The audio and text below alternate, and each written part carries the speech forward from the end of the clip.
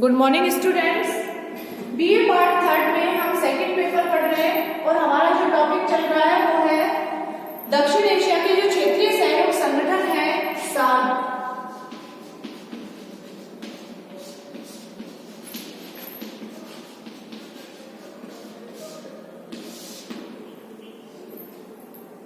ये एक सहयोग संगठन है जो कि आर्थिक आधारों पर राजनीतिक, वैज्ञानिक, जन कल्याण के लिए बनाया गया एक संगठन है दक्षिण एशिया में। इसका उद्देश्य विकास करना है। ये एक सैनिक संधि नहीं है, ये हमने कल पढ़ा था। इसके बाद में हम पढ़ेंगे कि सार्क का हमने कल गठन पढ़ लिया था। अब है सहयोग क्षेत्रों का निर्धारण। जो सार्क के सहयोग क्षेत्र हैं उनका निर्धारण करेंगे कि वो किन किन क्षेत्रों में एक दूसरे की मदद करेंगे।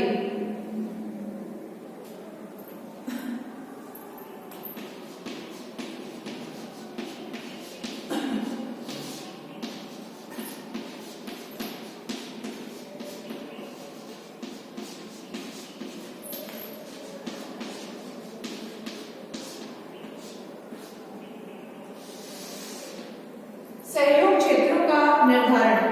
तो सार्क का मूल आधार जो है वो क्षेत्रीय सहयोग पर बल देना है। सार्क का मूल आधार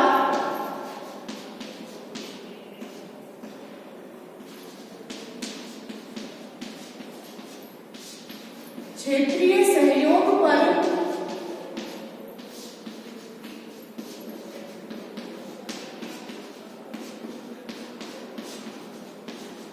बल देना है।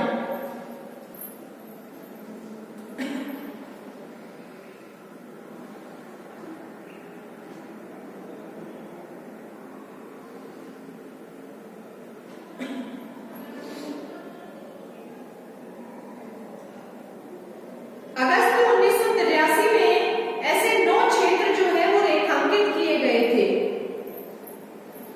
कौन कौन से क्षेत्र है जिनमें वो सहयोग करेंगे? अगस्त 1983 में, यानी स्थापना से 2 वर्ष पहले 83 में ऐसे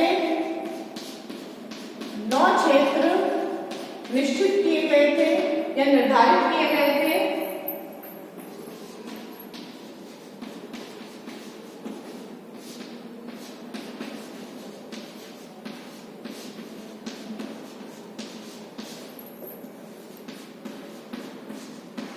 तो कौन कौन से हैं वो 9 क्षेत्र? पहला इसमें कृषि, मौसम विज्ञान,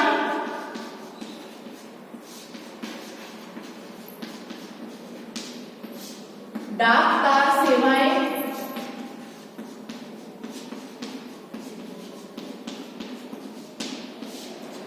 एक तो कृषि है, एक मौसम विज्ञान है, डाक तार सेवाएं हैं, स्वास्थ्य सेवाएं हैं,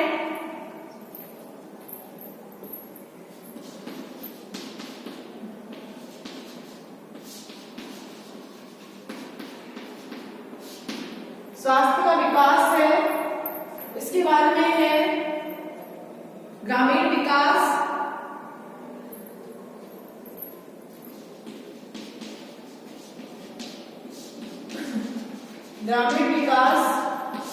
विज्ञान तथा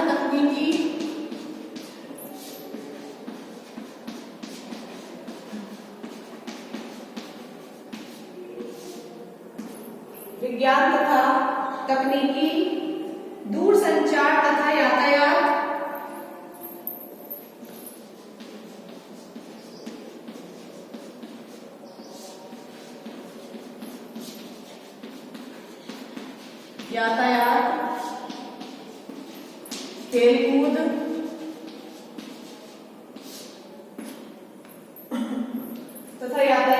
खेलकूद तथा सांस्कृतिक सहयोग।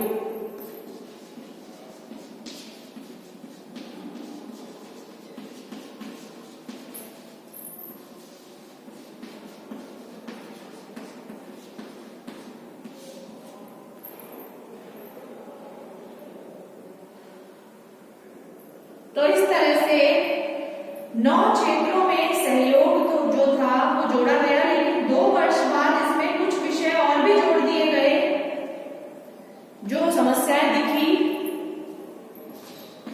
2 वर्ष बाद ढाका में, बांग्लादेश की राजधानी ढाका में आयोजित सम्मेलन में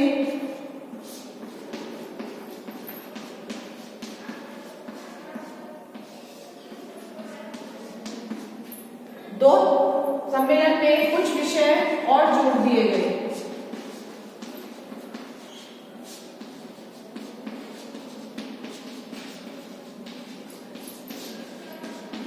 कौन से थे वो विषय? एक तो सबसे बड़ी समस्या जो आ रही थी वो थी आतंकवाद की समस्या।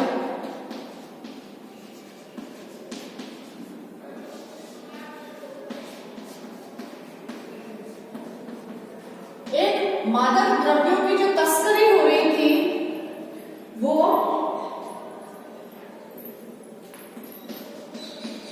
मादक द्रव्यों की तस्करी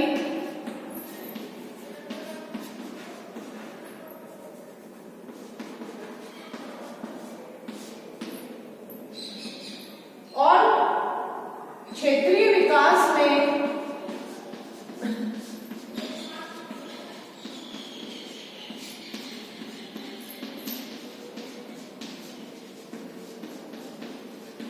महिलाओं की भूमिका।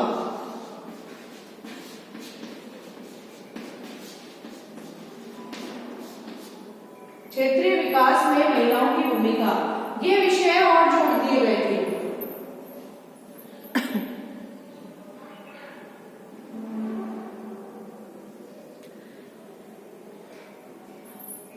तो इस तरह से सार्क यानी कि जो दक्षिण एशिया का क्षेत्रीय सहयोग संगठन था, ये 7-8 जितने भी देश थे इन सबने मिलकर के कुछ तत्व निर्धारित किए, कुछ क्षेत्र निर्धारित किए जिन पर ये एक दूसरे का सहयोग करेंगे। अब है सार्क का चार्टर, यानी कि जो घोषणा उसने की है सार्क ने, वो हम देखेंगे।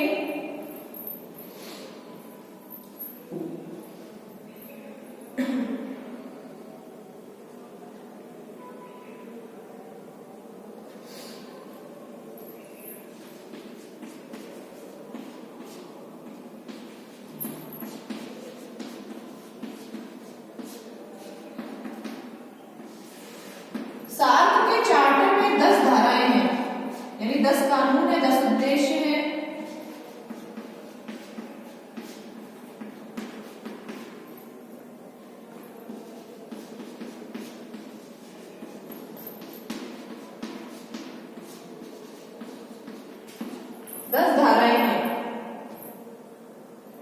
सबसे पहले इसके हम पढ़ेंगे उद्देश्य।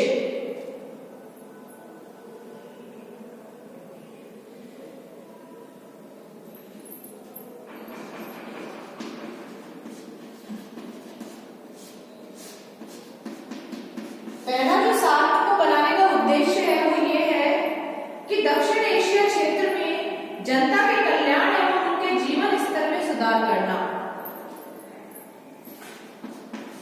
दक्षिण एशिया क्षेत्र की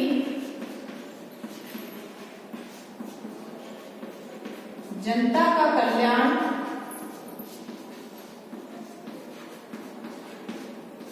और उनके जीवन स्तर में सुधार करना इसका मुख्य उद्देश्य था।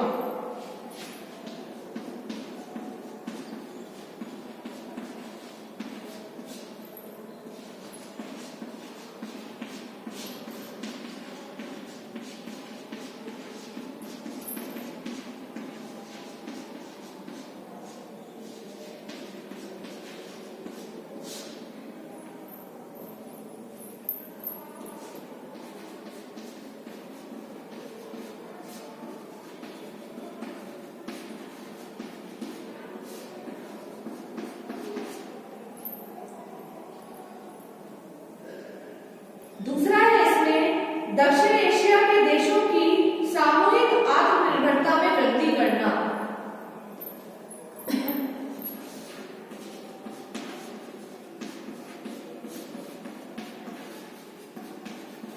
दक्षिण एशिया के देशों की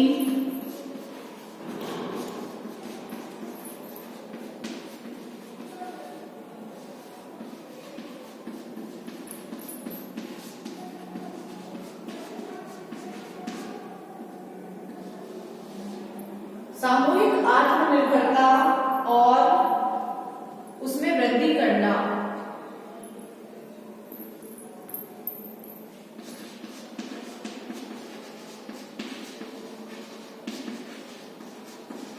साथ ही इस क्षेत्र का सांस्कृतिक, आर्थिक, राजनीतिक, सामाजिक हर तरह से विकास करना।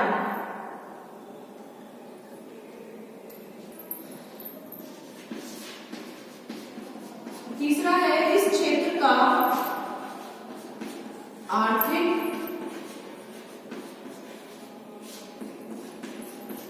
सामाजिक,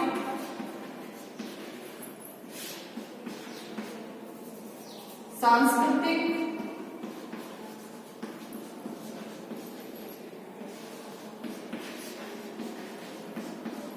विकास करना। तो इस तरह से इसके उद्देश्य हम पढ़ रहे हैं। हमने उन क्षेत्रों का अध्ययन किया जो सार्क ने निर्धारित किए हैं कि किन किन क्षेत्रों में वो एक दूसरे की मदद करेंगे। उसके बाद में इसके सार्क के चार्टर को देखेंगे। चार्टर के अंदर 10 इसके वो धाराएं हैं जिसमें पहले अनुच्छेद में बताया गया है इसके उद्देश्य, जिनको हम पढ़ रहे हैं। नोट कर लीजिए आप इसे।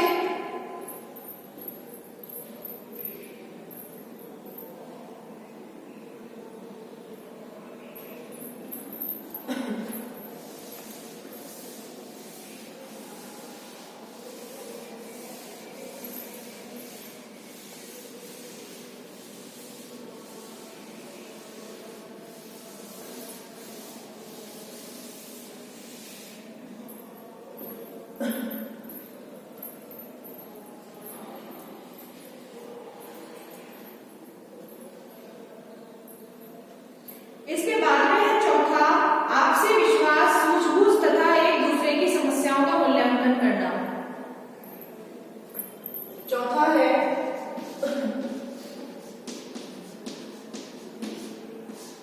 आपसी विश्वास,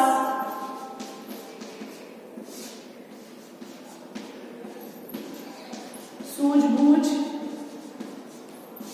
व जो समस्याएं हैं एक दूसरे की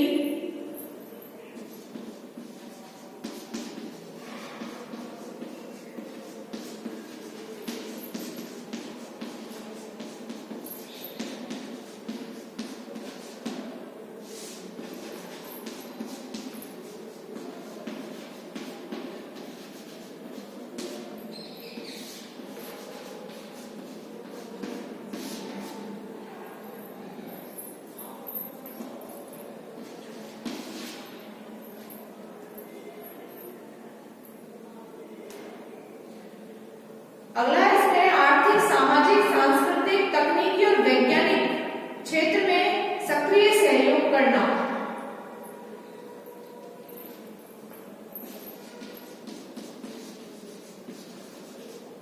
आर्थिक,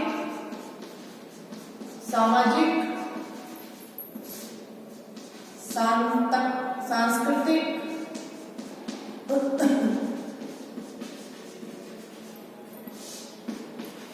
तकनीकी व वैज्ञानिक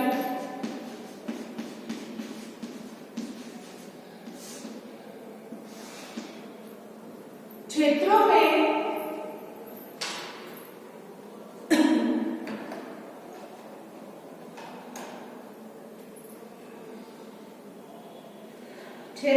सक्रिय सहयोग एवं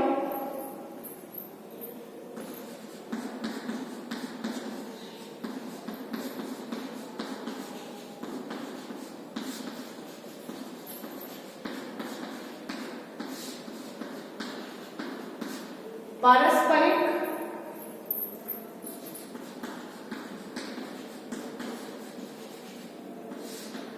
एवं पारस्परिक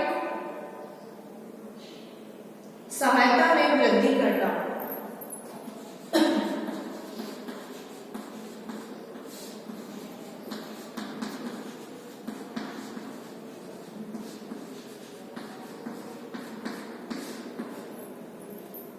अगला छठा जो है पॉइंट वो है कि अन्य विकासशील देशों के साथ सहयोग में वृद्धि करना। न केवल सार्क के सदस्य राष्ट्र बल्कि अन्य जो विकासशील देश हैं उनके साथ भी सहयोग में वृद्धि करना।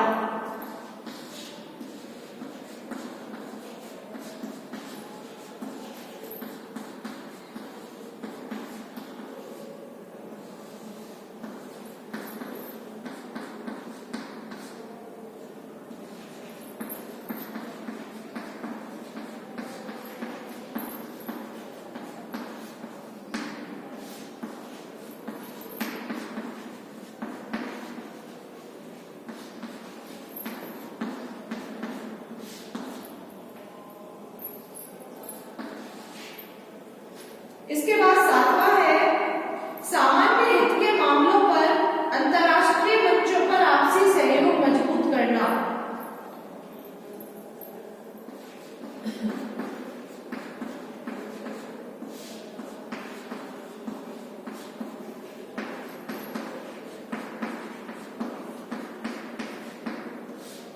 सामान्य हित के मामलों पर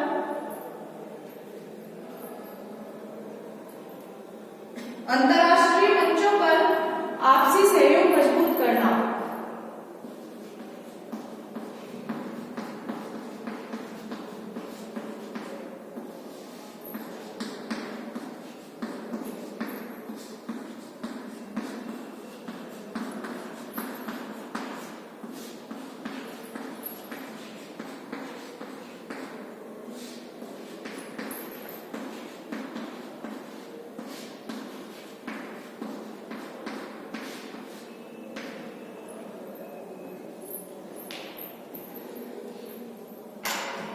तो इस तरह से ये सार्क के 7 उद्देश्य थे संगठन के, जो इसके चार्टर में बताए हुए हैं और इसके जो सदस्य राष्ट्र हैं उन सब ने मिलकर के इन उद्देश्यों को निर्धारित किया है।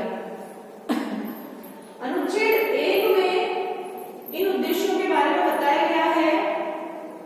पहला है दक्षिण एशिया क्षेत्र की जो जनता है उनका कल्याण करना और उनके जीवन स्तर में जो सुधार करना है वो मुख्य उद्देश्य है इस संगठन का। साथ ही दक्षिण एशिया के देशों की सामूहिक आत्मनिर्भरता में वृद्धि करना, इस क्षेत्र का आर्थिक, सामाजिक, सांस्कृतिक विकास करना। अगला है आपसी विश्वास। जो सदस्य राष्ट्र हैं उनके बीच में आपसी विश्वास होना चाहिए, सूझबूझ होनी चाहिए, वह एक दूसरे की समस्याओं का मूल्यांकन करना चाहिए। अगला है आर्थिक, सामाजिक, सांस्कृतिक, तकनीकी व वैज्ञानिक क्षेत्र में सक्रिय सहयोग करेंगे एक दूसरे का और आपसी जो सहायता है उसमें भी ये वृद्धि करेंगे। अगला है इसमें कि न केवल ये सदस्य राष्ट्रों के साथ बल्कि अन्य विकासशील राष्ट्रों के साथ भी ये सहयोग स्थापित करेंगे, सहयोग में वृद्धि करेंगे। सातवां पॉइंट है इसमें सामान्य हित के मामलों पर अंतर्राष्ट्रीय मंचों पर आपसी सहयोग को मजबूत करेंगे। जो इनके कॉमन ऐसे मुद्दे हैं जिन पर जो इनकी सबकी समस्या है, जैसे कि आतंकवाद है, उससे ये सारे देश जूझ रहे हैं, जनसंख्या वृद्धि है, अशिक्षा है, तो ये वो समस्याएं हैं जो सभी के साथ है, सारे देशों के साथ है। इसीलिए अंतर्राष्ट्रीय मंच जैसे कि यूएनओ है, इन सभी के सामने ये अपनी समस्याओं को रखेंगे और आपसी सहयोग को मजबूत करेंगे। नोट कर लीजिए आप इसे। ये सार्क के चार्टर के उद्देश्य है। 10 इसमें धाराएं हैं, जिनमें से ये पहली धारा के अंदर पहले अनुच्छेद में ये 7 उद्देश्य बताए गए हैं, जिन उद्देश्यों पर सार्क संगठन जो है वो कार्य करेगा।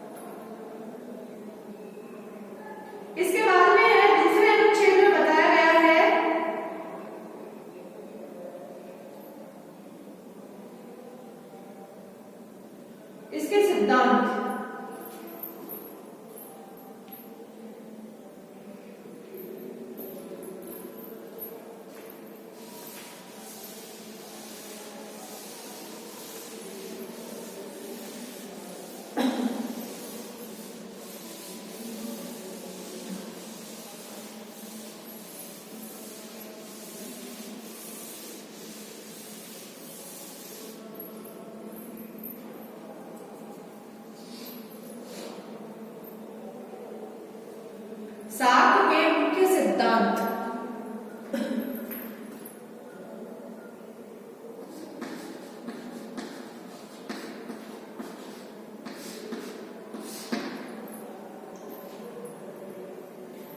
अनुच्छेद 2 के अनुसार सार्क के मुख्य सिद्धांत निम्न है। पहला है संगठन के ढांचे के अंतर्गत सहयोग, समानता, क्षेत्रीय अखंडता।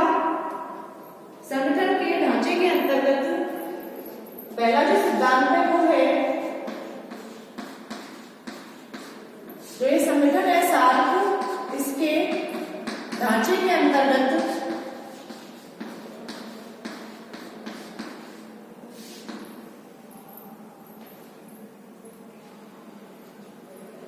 सहयोग, समानता,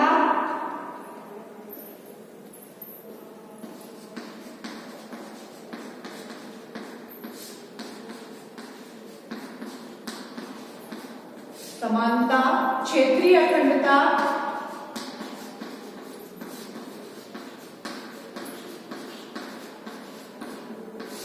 राजनीतिक स्वतंत्रता,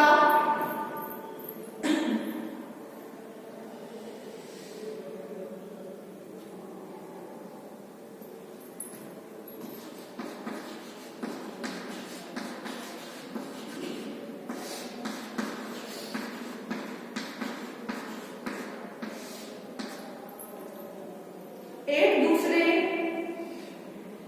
देशों के आंतरिक मामलों में हस्तक्षेप न करना,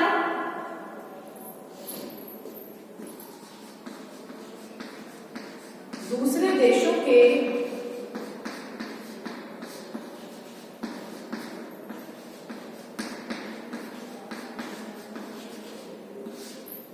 आंतरिक मामलों में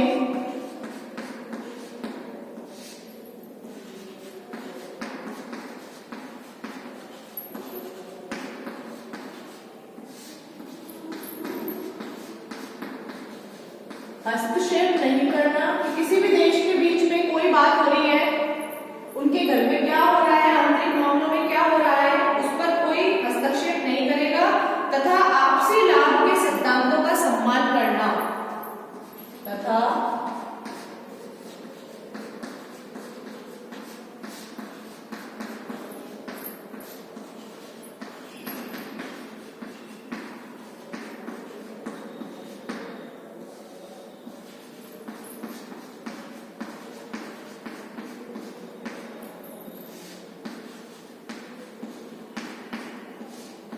आपसी लाभ के सिद्धांतों का सम्मान करना।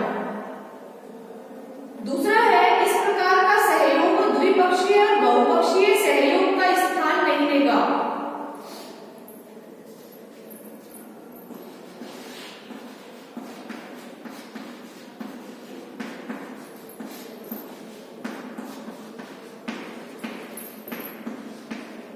इस प्रकार का जो सहयोग है वो द्विपक्षीय और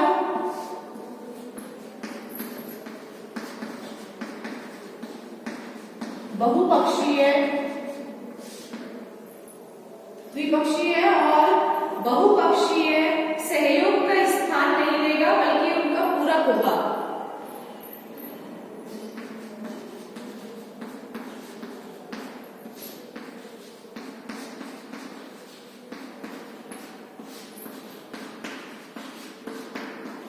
स्थान नहीं लेगा, बल्कि उसका पूरक होगा।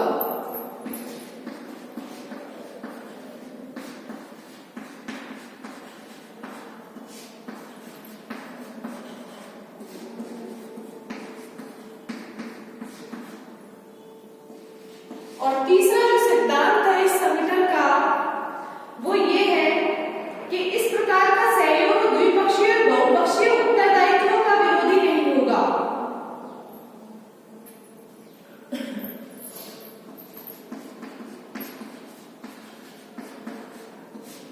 इस प्रकार का सहयोग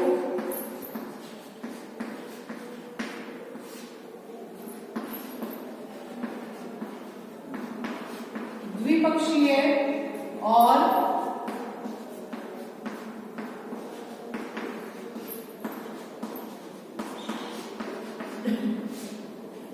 द्विपक्षीय और बहुपक्षीय जो उत्तरदायित्व है उनका विरोध नहीं करेगा।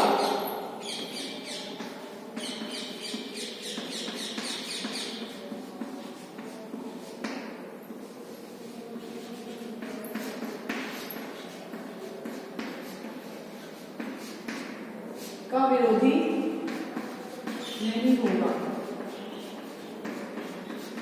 तो ये सिद्धांत जो है ये अनुच्छेद 2 में बताए गए हैं। चार्टर में जो यूएनओ का चार्टर है उसके अनुच्छेद 2 में ये बताए गए हैं।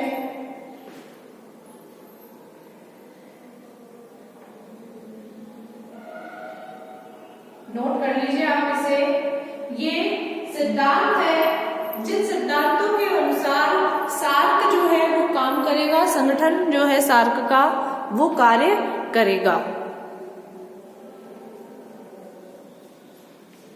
सार्क एक ऐसा संगठन है जो क्षेत्रीय सहयोग पर कार्य करता है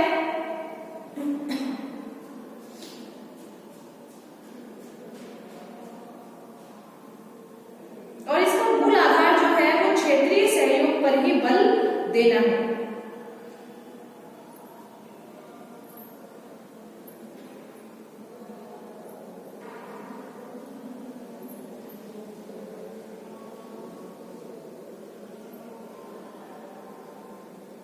सार्क के 10 चार्टर हैं, 10 धाराएं हैं कि इनमें सार्क के उद्देश्य, सिद्धांत, संस्थाएं और वित्तीय व्यवस्थाओं को परिभाषित भी किया गया है। सार्क का जो विकास है वो धीरे धीरे हुआ।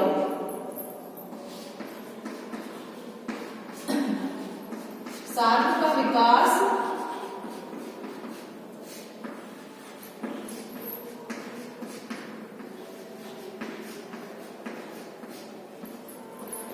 धीरे धीरे हुआ है।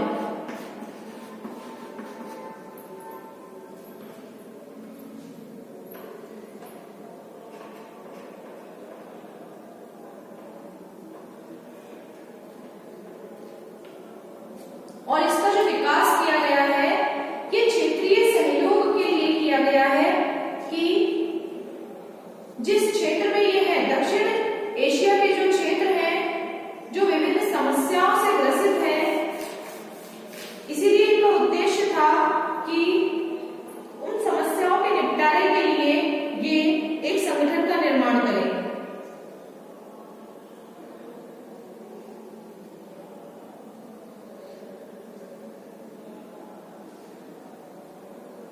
ये जो राष्ट्र है ये सार्क के माध्यम से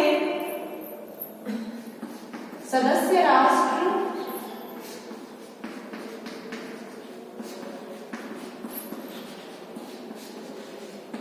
सार्क के माध्यम से स्वतंत्र व संप्रभु यानी सत्ता इनकी हो, एक संप्रभु राष्ट्र व क्षेत्रीय हितों की पूर्ति के लिए प्रयत्नशील रहते हैं। संप्रभु राष्ट्र बनने व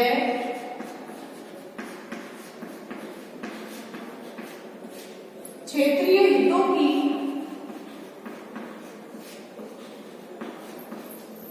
पूर्ति के लिए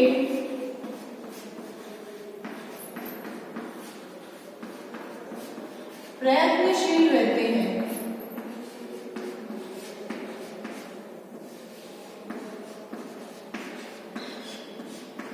तो इस तरह से ये जो सार्क है इसके जो हम सिद्धांत पढ़ रहे हैं, सार्क का जो निर्माण किया गया है वो जिन सिद्धांतों के आधार पर किया गया है वो सिद्धांत सहयोग, समानता, क्षेत्रीय अखंडता, राजनीतिक स्वतंत्रता और दूसरे देशों के आंतरिक मामलों में हस्तक्षेप नहीं करना और आपसी लाभ के जो सिद्धांत हैं उनका सम्मान करना।